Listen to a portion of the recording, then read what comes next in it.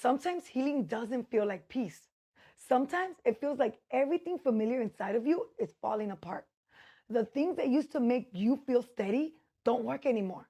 The roles you carried, the routines you hid inside, the version of yourself you spent years building just to survive suddenly all starts feeling foreign.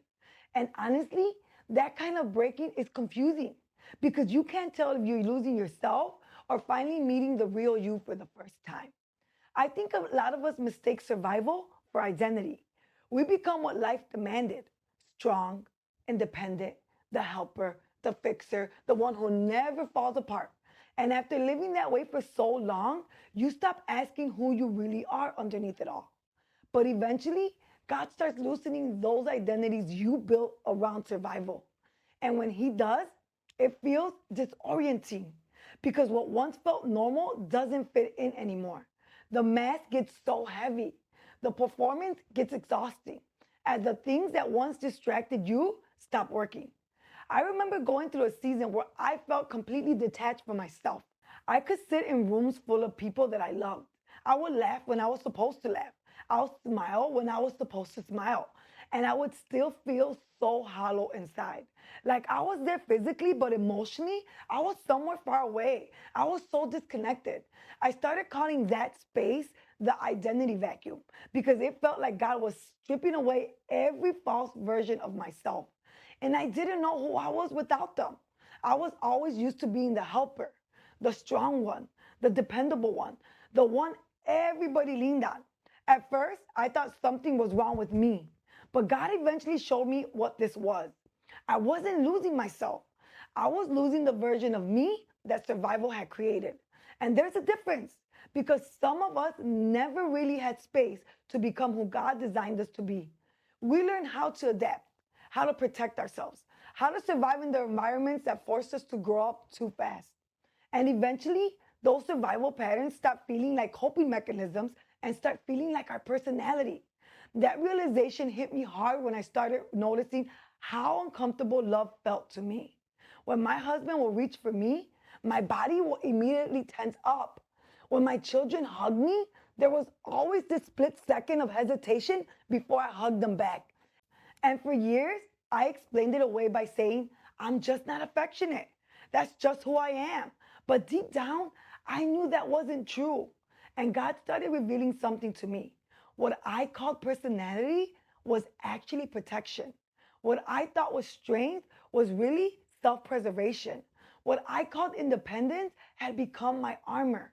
And slowly, God started tracing those reactions back to their roots, back to childhood, back to fear, back to moments my body remembered even when my mind tried to bury them.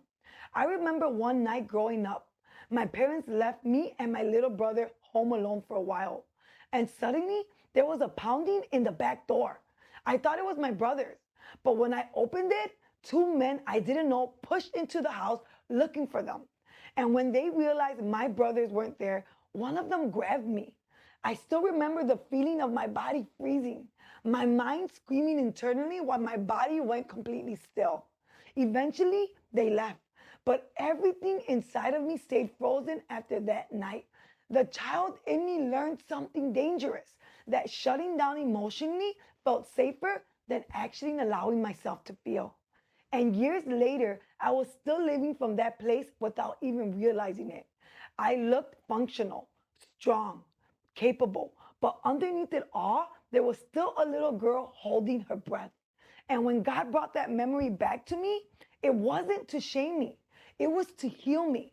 Because trauma has a way of disguising itself as identity if we never let God uncover it.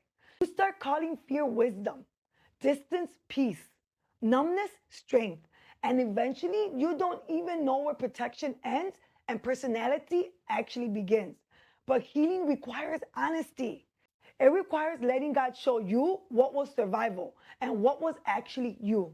That's why Genesis says we were created in the image of God, not in the image of your pain or your trauma or even our survival. And when pain shapes your identity more than God's presence does, that image starts to blur. But even then, God doesn't abandon you in the breaking. He meets you there. That's why Naomi's story in Ruth hits me so much deeper. After losing everything, she renamed herself Mara, which means bitter, because pain had reshaped how she saw herself. And honestly, I understood that. I know what it feels like to live under those names. God never gave you broken, guarded, emotionally distant, too much, not enough. God has a way of meeting us inside that emptiness, not rushing us through it, not condemning us for it, but sitting with us there until the real us starts breathing again. And that's what identity breaking really is. It's not God destroying you, it's God removing everything that was built outside of Him. And yes, it feels uncomfortable because false identities fight to survive too. But eventually, the color starts returning. The real you begins rising underneath the pain. The version of you God designed before survival taught you to hide. And maybe that's where you are right now. Everything familiar feels foreign to you. The old version of you isn't working anymore. And honestly, you feel lost. But maybe you're not lost at all.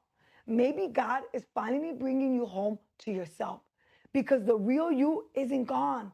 She's still there, waiting beneath every layer survival built, waiting beneath the fear, beneath the performance, beneath the armor, waiting for permission to come home. Before we go, we just want to say thank you. Thank you for being here. Thank you for watching. And thank you for trusting us enough to step in this process with you.